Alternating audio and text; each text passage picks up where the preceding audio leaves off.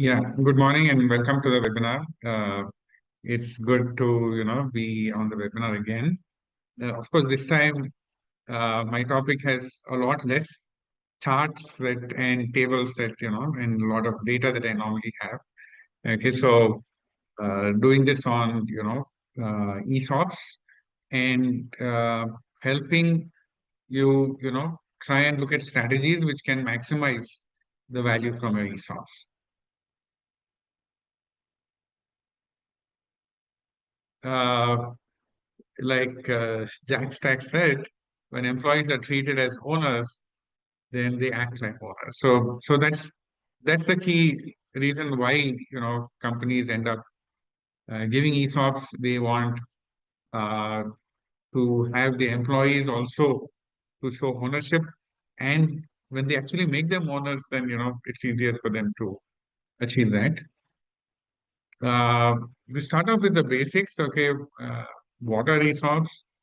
And so basically, ESOPs are a way for companies to give the employees a chance to own a part of the company. Okay. Uh, and what do you mean chance to own, right? So, and in other words, if you go on a more technical definition, they say right, but not the obligation. Okay. Because they're not giving you shares immediately. Okay. They're giving you options and an option like the stock options, right? So and basically an option will cover how an option works and what are the different terminologies as we go forward, but it allows you to choose, okay, to if you want to buy the company share you can buy it. Okay, so that is where, but it's not an obligation.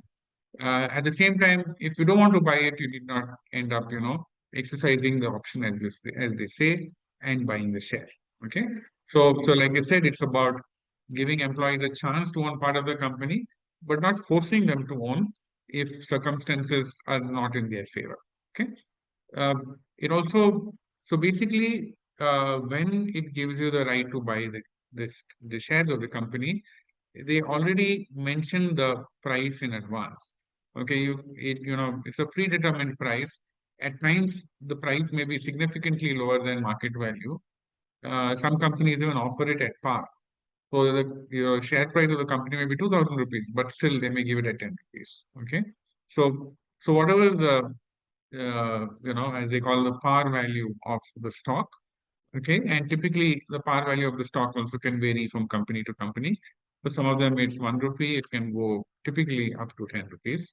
The most common being, 10 rupee per share is the typical par value. And however, companies need not give it at 10 rupees. They can say, some of them say we'll give it to 15% discount when they actually issue it. They'll calculate and say, okay, it's at a 15% discount. I want to offer it to employees. So that is something which is there. Now, there are also different forms. There are stock option plans. There are also stock purchase plans. Okay, so stock option plans is where you have an option to buy at a certain price. Stock purchase plans typically is where companies allow you to buy, contribute toward purchasing of the stock, and they discount it by a certain percentage. Okay, and many companies have that, especially some of the MNCs allow you to buy. They have a stock purchase plan, so they allow you to buy the stocks immediately, then and there, whenever you want. And some of them say even on a monthly basis you can buy it, and or a yearly basis, and you will get it at say a 10% or 15% discount rate to the price. So here you may not uh, actually gain too much from it being at a large discount, like most of these stocks are, but then to that extent you don't have as much of a perquisite value. And actually it's as good as you buying your company stock on the stock exchange, other than the discount that it has. Okay, and it's also given as a reward or an incentive. Okay, to turn employees into stakeholders, and basically, like I mentioned in the last slide, it's about helping aligning the employees' interest with that of the company's interest. Okay, so before we sort of go further, I just wanted to get a bit of perspective of what is on your mind, okay, and what stage are you at, right? So, so if you can, just Tara, can you run the poll? So if you can poll, I think that will help me also. Accordingly, I'll spend time, on the relevant sections when I'm, you know, doing my presentation.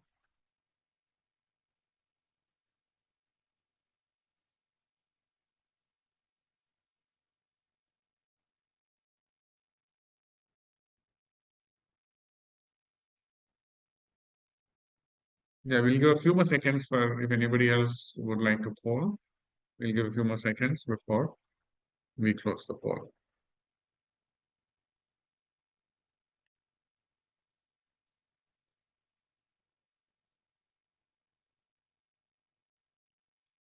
Yeah, I guess we more or less finished on the polling. And yeah, so I'm going to end the poll from here. And we can also share the results. So basically, I guess it's very spread out. But a whole lot of us are, where ESOPs are granted and still investing period. So, which means we, may not have an option to, even exercise it right now. Okay. Or it's also that, some of it may have got vested. So it can be either that I'm not yet able to exercise immediately, or, I can exercise in tranches on a yearly basis. Okay. The other set of people almost equal there is fully vested but haven't exercised. I would assume some may have exercised partially or fully. Okay, and some are saying that a lower number, say 18%, is about they're holding for a better price, and the last set of one at least 9% is about where it's already sold and exited. Yeah, so I think we have a good mix of people at different stages. Okay, including people who have already sold the ESOPs. Okay, so I'll move on to the next slide. Okay, so before I move forward, I thought spending some time on what are the key terminologies, right? So one of it is the important thing is what is the grant date. Okay, so what is the grant date? Typically, a company will give you a grant letter, okay, which is basically where what it will mention is that we are happy to inform you that you have granted so many ESOPs in the company, and typically either that some of part of the terms will be there, and also would have a policy document. Okay, so that is something that it is there. So in the grant, when the date when they issue the letter is sort of the grant date.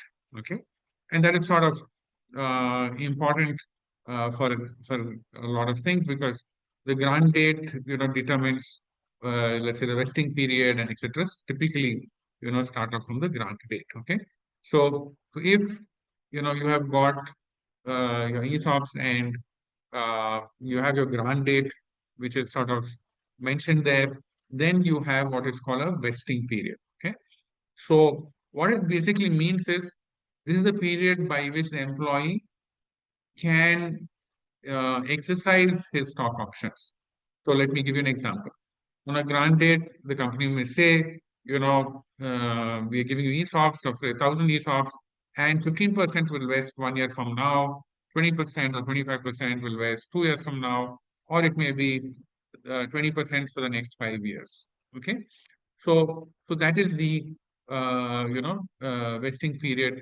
So up to that. So for example, between the day one and the 365th day, okay, so you cannot do anything, right? So you cannot even exercise your option. Only once the vesting date is passed, okay, the first vesting date, or it may be in phases, accordingly for how many ever shares that are part of it, at that point of time, you have the option to convert it into shares. And that is called, in what is called as the exercise period. Okay. So let's say you have a thing of 1 year from now, it vests. So then you can exercise it within an exercise period. So it may say that, you can exercise it within the 5 years, or 2 years from the end of this, from the last date of vesting. So it could vary from company to company. But typically what they're telling you is that, okay, in the first year you have 15% options, you can exercise this over the next 5 years, or you can exercise it for next 2 years. Okay, so that is basically the exercise period. So this is a period post vesting, right? So from the time you're eligible to start exercising, then you can exercise it for an exercise period. Okay. Now, what happens if an employee quits during this period? That's also typically covered either in the letter, okay, grant letter, or in the ESOP policy. Typically, most of the time it's covered in the ESOP policy of the company. So, and typically, people will lose their options when they quit the company. Okay, that is what is the sort of the normal thing. Companies typically would give, say, 2 months or something like that from the date of exit, or they may, because during a notice period, you may be able to exercise and stuff like that. So typically, there's a window of opportunity for people to be able to exercise their stock options, in case they quit. Okay. So then you have basically the predetermined exercise price, right? So one is, you say that there's an exercise period.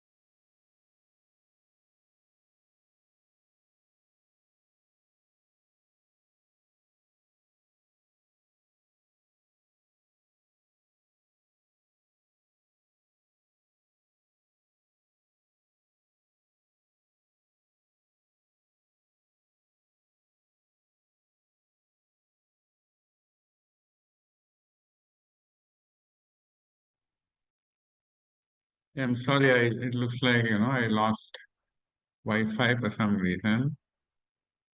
Just one minute, I'll just share my screen again.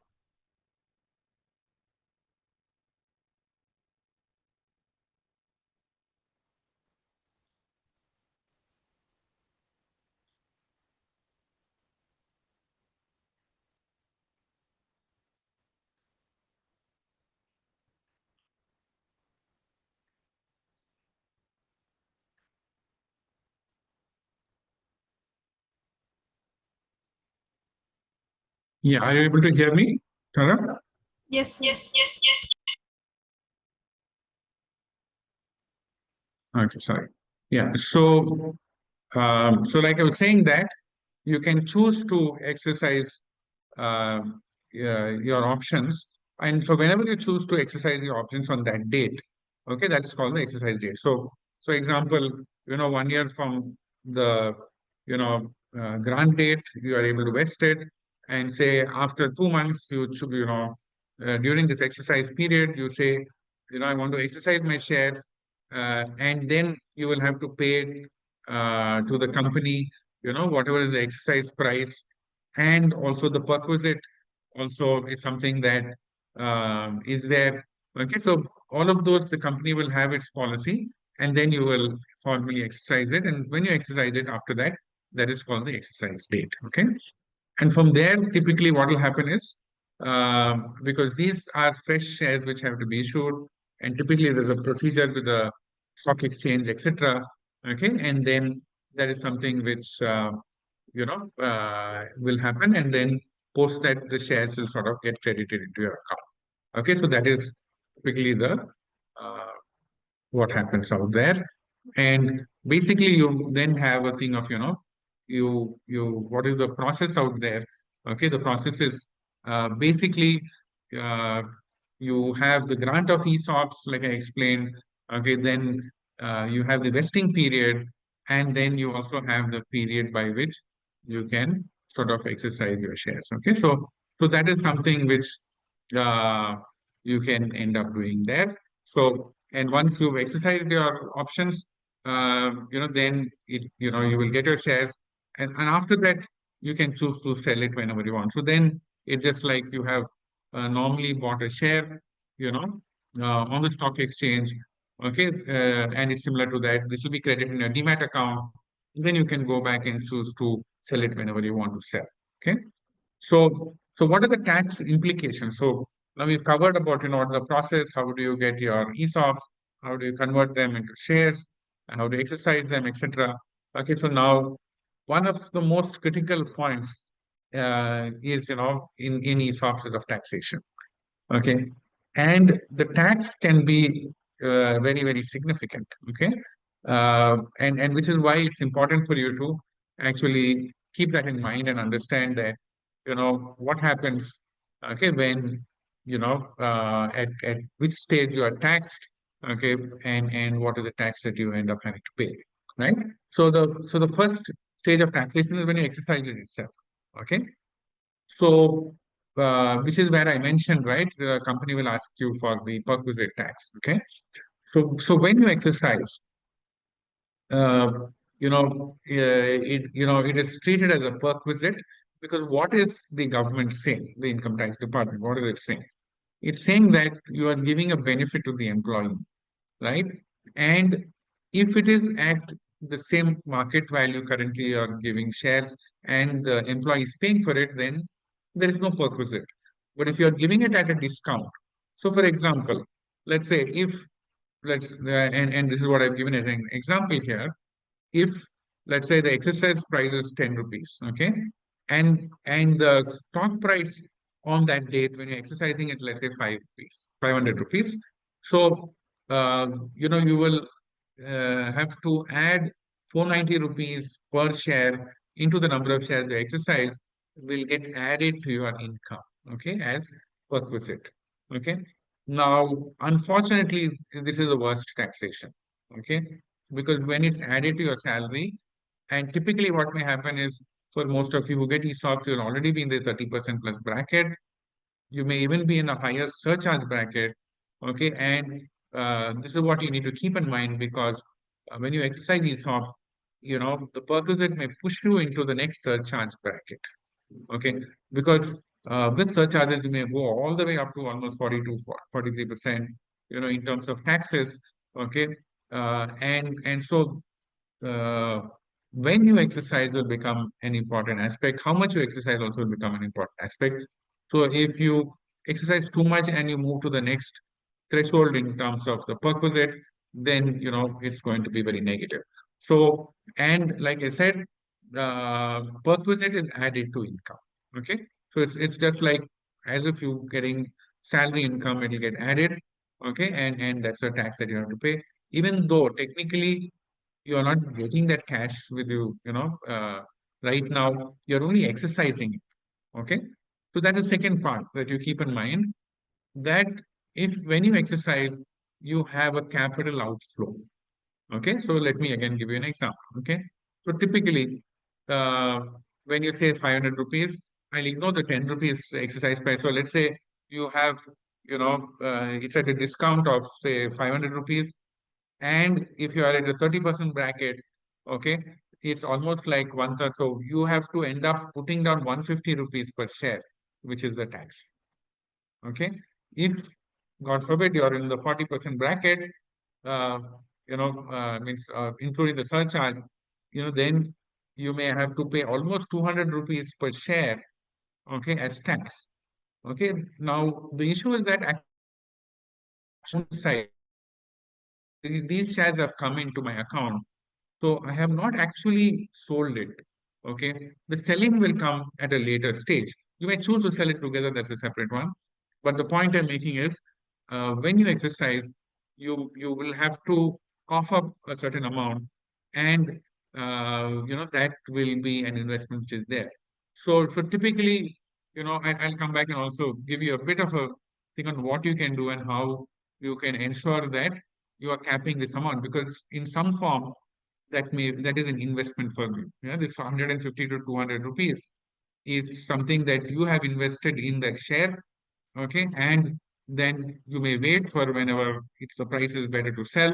But in that intermediate period, that 150 or 200 rupees is something that you've invested from your side. Okay.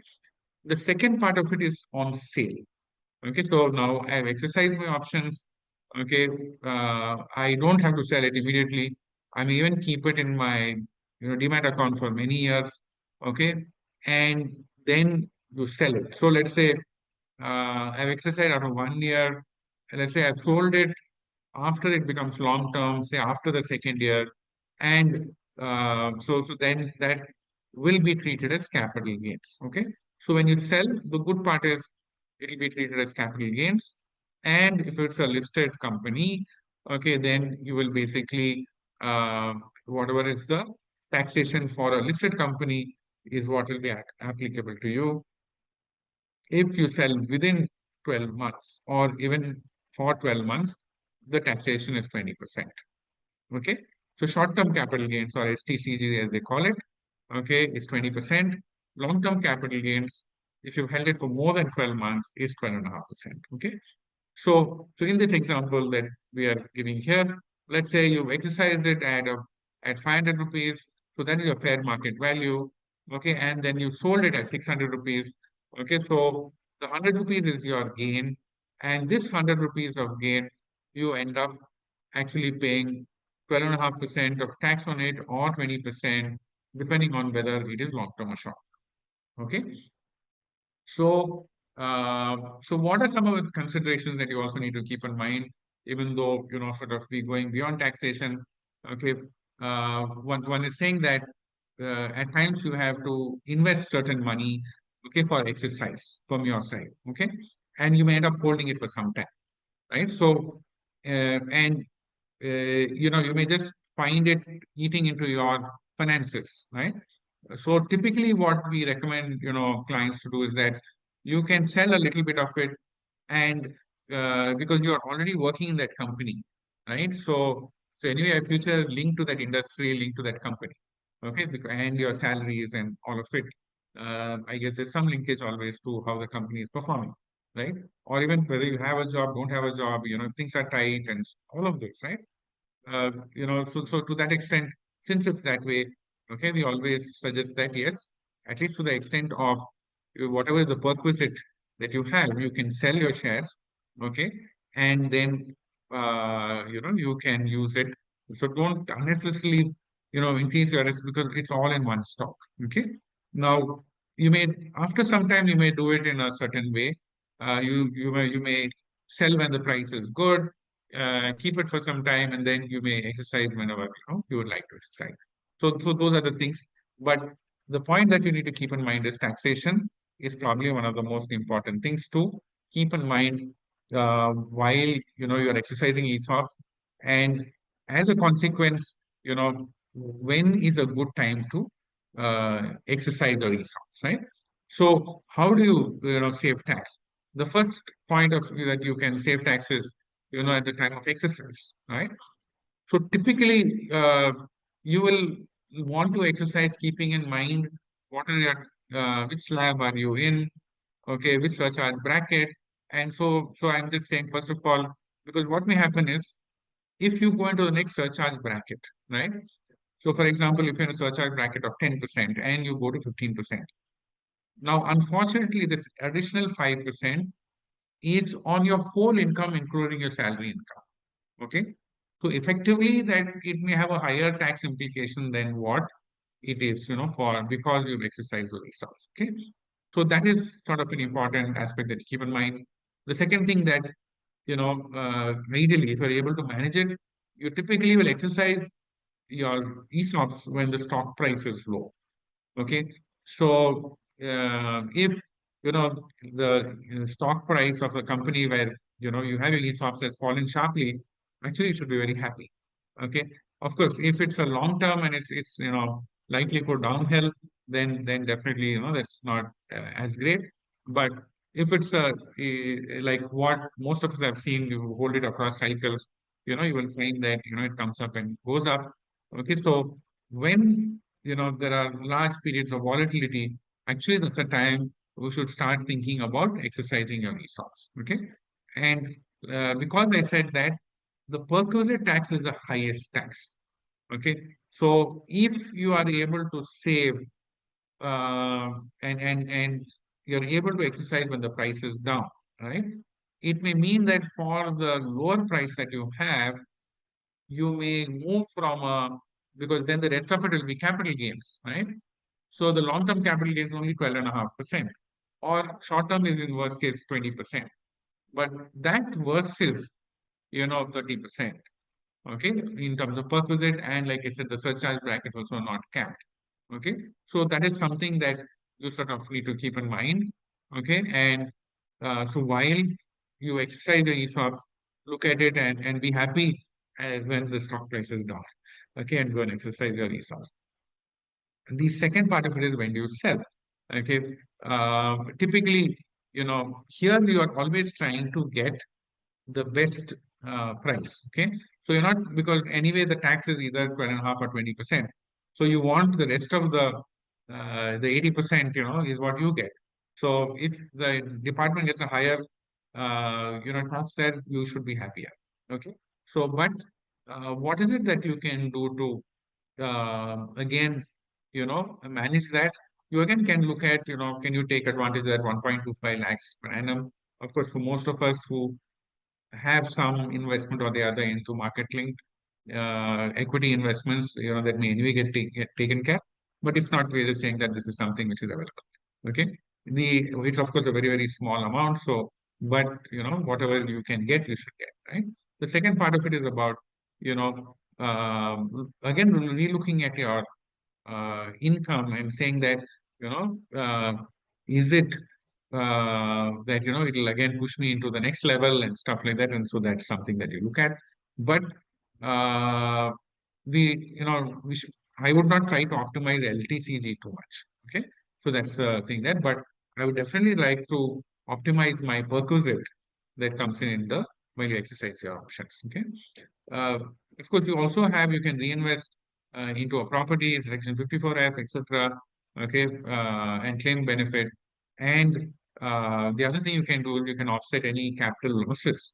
So at times like now, if suddenly you have markets have fallen and you are holding shares at a loss, okay, then you can do what you call as tax harvesting, and you can book your losses so that that losses can help reduce and set off the capital gains that are coming from ESOPs. So I guess a lot of this is about converting paper wealth from ESOPs to real wealth. Okay, and one of it that we are trying to say is, okay, how do we save taxes? Also is one step towards that. Okay, the other part of it is, how do you actually make it a long term? How do you also diversify and stuff like that? Okay, and how do you look at it? To build the wealth from there, because one of it is you may, optimize tax. The other is, can I, maximize my value? Okay, so that is where we're saying if you have a long-term mindset, look at ESOPs as wealth builders. Okay, you look at it for a long-term wealth building rather than just looking at short-term, because you will find that equity is actually compound in the long term, right? So that is something that you need to look at it. Uh, and we've seen that when you go through multiple valuation cycles, so if there's a large drop, typically what we do is we just hold off. Okay, when in our recommendations to clients. Okay, and the other thing is, because you're looking at long term, you're taking advantage of compounding. Okay, and it's actually a balancing act that you need to play. Okay, if you liquidate too early, you miss out on the upside. Okay, but if you don't sell in time, unfortunately, there are periods when you will find that even in recent times, you found that, stock prices of, let's say, tech companies, etc., went down 25%. Okay. And so that can be very, very significant in terms of it. Okay. So one needs to look at, exiting it, and also when the going is very good. Okay. And also how you vest your options, don't miss out, exercising them. If you're quitting, go back and look at, what does the policy document say? If you have to exercise it before, do that. We've had cases when clients have had to, typically take a loan to exercise, because at the end they have such a large ESOP which is left there, and we otherwise lose it out. So depending on what the price is, and if it's profitable, then that is something that one can end up doing. So these are aspects that one can look at. Again, converting, I'm saying paper well, because typically if you go back and see, and you look at stocks, including the leading stocks over, the long term, right? Whatever the blue chips of 10 years back, even whether it's in the US, whether it's India, the list is changing. So if you go back 25, 30, 40 years, the list of stocks, blue chip stocks, are very, very different. Okay, so you find list of companies also which are leading are also very different. So you may have in certain cycles they come back over longer term, but the point one is making is, how do you diversify? Because if you even just look at the index is automatically, because it's looking at market cap weighted, which means wherever a particular stock does well, it gets a higher percentage allocation within the index. So the index itself is improving. Okay, so automatically any non-performing stocks get thrown out of the index. You will always find there's an index rebalancing that happens on a periodic basis. Some stocks which are doing well come in, stocks which are not doing well are pushed out. Even the percentages of these stocks can vary. Like even if you see in the US, for a period of time, the five or six stocks, really comprise a big part of, the index out there. And the reason for it is they did very well. Okay. So the thing is, if you, rather than just look at one, and in the long term, you'll find that the markets are always cyclical. No sector has lasted, I think even 3 or 4 decades. Okay, so that is something that you need to keep in mind. Every time the market has, typically every bull run, it has a different sector. Okay, and it may come back after a period of time, but it typically, if the sector has done very well in this bull run, next bull run, you can be reasonably sure that it's something else. Okay. So, which is why you need to reduce concentration risk. This is why you need to diversify. And what we typically do is, suggest people that liquidate in parts, okay? Because it's a very, very difficult decision to take. And it is like this, okay? Because typically what happens is you would sell, okay? Let's assume that you have a stock, okay? It had gone up to 1,000 rupees, okay? You go and sell it, and it goes to 1,200, okay? And then you say, oh my, I lost out 200 rupees. Then I go back and, okay, I'll say, maybe I'll exercise it. Okay, at 1,200 rupees. Again, it goes up to 1,500. Now, the issue that happens is maybe at 1,500, I don't sell. Okay, so at the best price, typically most investors don't end up selling. Okay, and then, the price falls off to 1,100. Okay, so that is something that, which is why what we do, and I'm also giving a case study of how we actually give phased exits, and the phasing also is such that I at the lowest price, and I just say for example, here we said it, let's say 1,000 rupees. Uh, Okay, so when it goes to 1,200, maybe you exit 15% or 20%, okay, or 10%. But when we go to the next level, when it goes to 1,500, I may increase my percentage. Okay, so we do in a staggered way, and typically in most cases, okay, we will do it in a staggered way where we have the percentages as the price go higher, I sell more. Okay. There are sometimes when stock has really run up, I may just say every 100 rupees I'll exit certain thing. Okay. So there are cases where we have to look at it based on the market thing. So what does RH do? And this is something, a case study that, of how we have helped a client. Okay, we use what we call as technical analysis to look at price targets, and that's the underlying. Then we go back and also study the fundamentals. We look at the global market thing, how is it likely to do? Okay, the sector, how is it likely to do? And then we, give these levels in terms of thing. And HCL was technology was one example that we did. And we had and that was there, the stock did nothing. Okay, so for almost for 2 years, the stock in 2 year period, the stock went up only 1.66%. Of course, in the post that again it jumped up, but in that period, if you see what happened on the index, right? So in the index, actually the index in this green band again, the index moved up very, very well. Okay. So during this period, index delivered a 16.12%. So not only have I de-risked, but then I have also, got a better return because I exited at a good price and it's gone back, I've diversified, and that has gone up faster. Okay. So, and we've seen that individual stock spikes can be large, and then, it stops for a period. So the index is some of the other stock moves on. So you'll find in the index also went up. I'll go back to the previous slide. Like HCL Tech went up, but post this green band. But interestingly, the index also went up, post this green band. So that's the point that one is making, that uh, it's good to diversify over a longer period of time.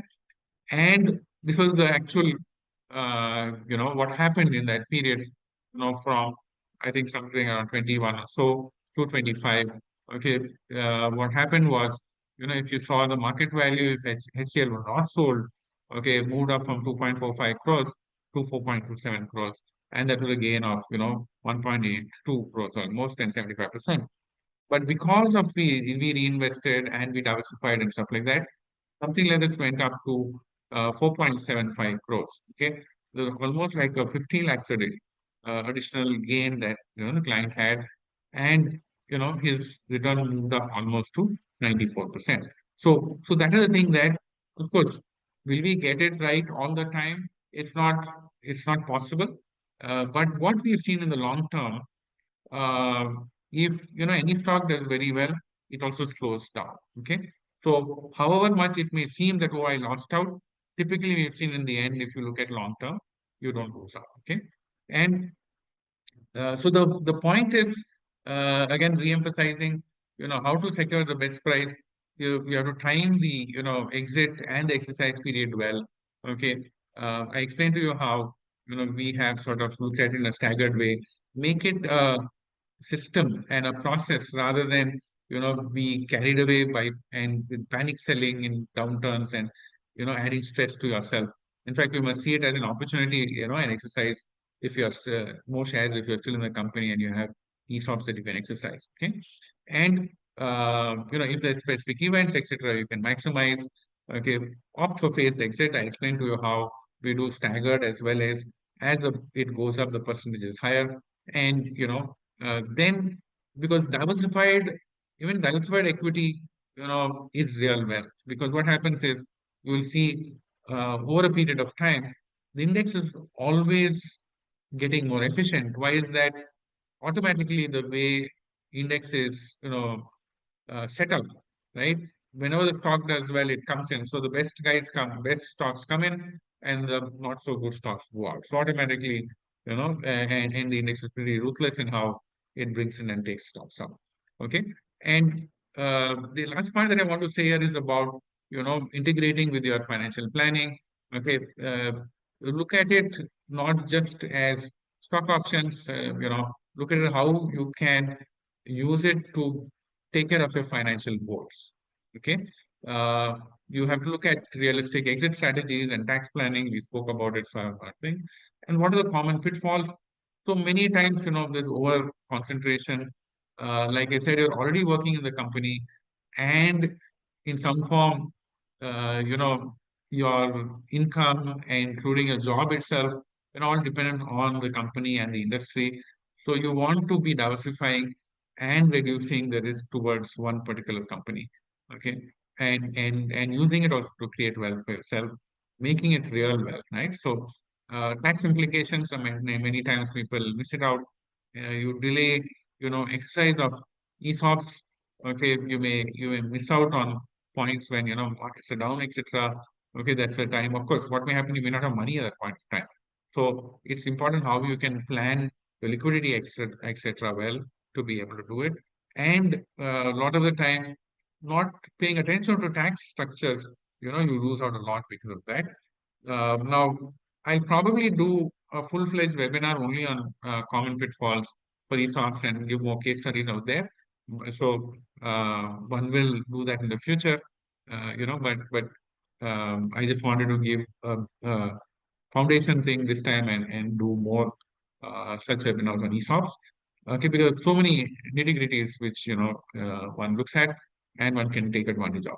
The takeaways that I have is about it's all about getting the best price, right? So and if you're able to achieve that, now what we've done is we've actually created a whole service in that because we found it was very important for many clients.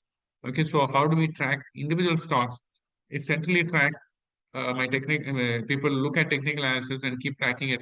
When the triggers come in, they also trigger the client, etc. Okay, and so that's happening as a system in itself. So how do you get the best price becomes and we try to help clients also on making that happen. Like I said, don't put all eggs in one basket. Both your company and yourself, ESOPs, the same company, can or including the industry because you may have quit from one company to the other, but have more stocks in that. Okay. And and one of the things is, at most times, and this is something that I keep telling people, when you feel so confident about it is where you have to be careful about it. Okay. So in recent times, when I found so many people so positive on, let's say, tech stocks in the US, I'm concerned. Okay, and suddenly where you saw the deep seek uh, and China come in on AI, and suddenly it is a big change is happening, and one of the key reasons why tech stocks in the US went up is because of AI, right? So, and that I won't be surprised if some of this change in terms of the future, right? And so you don't know where disruption comes from. I mean, in the past, sometimes market disruption came from even something like COVID, right? Sometimes it may be competition, sometimes it may be anything else. Okay, there'll always be a reason for it, which is why you need to diversify and not have all eggs in one basket. Tax planning is critical. I think I've emphasized that enough in that thing. Okay, strategize. Okay, strategize like a pro. Okay, and because in the end, money in itself is not an end, but it's a means to an end. So how do you ensure that the money that you have is able to help you achieve your financial goals and that of your family, right? And yes, avoid those moments, okay? Because sometimes while quitting, suddenly we realize, oh, you know what, I've not exercised, or I missed out a deadline and stuff like that. I don't look at tax planning and stuff. So avoid all of that, and that's broadly what I had.